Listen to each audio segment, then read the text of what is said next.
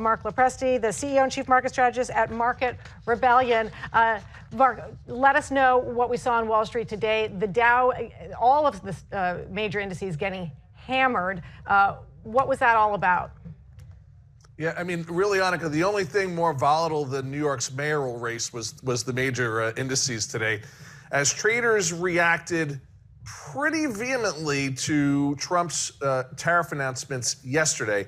And look, markets and traders like certainty.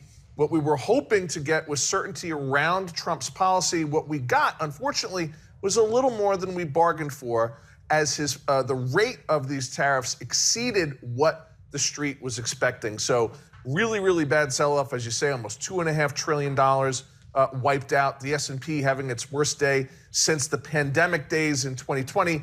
The Russell 2000, the small cap index, officially in bear territory, going from correction to bear, and the major indices going into correction territory after having crept out of that range just a week or so ago. So certainly not good news. The question really is now, how low can we go, and can we expect that there will be a little bit of a relief rally, and when that might come?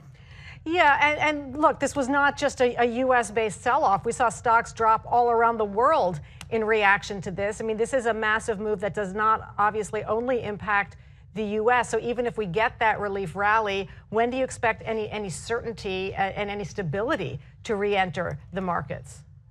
Well, that's a great question, because what we're waiting to see now is not so much what comes next from President Trump and his cabinet. He's made very clear, this is the policy, this is not a bluff, these are the numbers, this is going to be in effect. But what we're looking to hear now is what will be the reaction from these other trade partners. Will there be some concessions? Will there be folks coming forth to discuss and actually enter into trade deals? You know, Annika, what was interesting was, and I was in this camp, a lot of us market strategists were expecting that President Trump would not just announce these new tariffs yesterday afternoon at 4 o'clock in the Rose Garden, but that he would announce deals that were prepackaged, particularly with places like China. We didn't get that. What we got was a pretty aggressive shot across the bow at our global trade partners.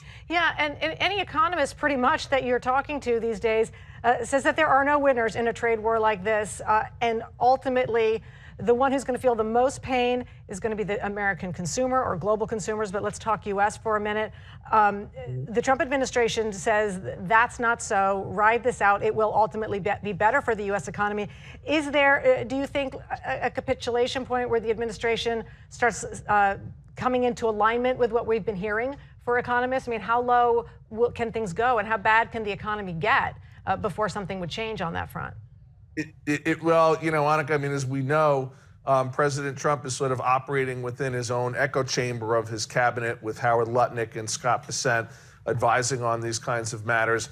And it's a question of how long this continues, right? And the analogy to a war, to an actual physical combat, is a real one, in the sense that even in that context, if you are the aggressor, you want to get in, accomplish your goal, and get out with the minimum amount of pain on your own troops and your own interests.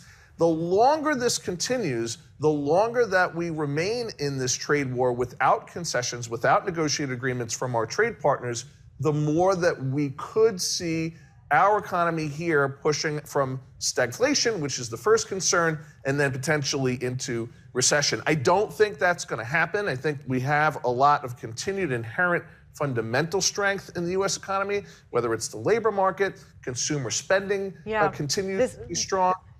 Please. Yeah, no, I was saying this is certainly an ultimate test of that. I just want to ask you one final question here, and that's what you're advising. Should investors ride this out, buy on the dip if there is one tomorrow, sell? What's your recommendation right now? Yeah, well, you know, calling a bottom is a dangerous game, but a lot of the technical indicators that we are looking at seem to indicate, things like short interest and things of that nature, do seem to indicate that we could see a relief rally. If we start to see some of that come in, I might look to buy some names that are really on sale, some of the tech names that have just been absolutely slaughtered. They were in correction territory before April 2nd tariffs. So tread lightly, tread carefully, but we do think that there is some relief coming. Marc LoPresti, CEO and Chief Market Strategist at Market Rebellion. Appreciate your coming on the Rush Hour again. A pleasure.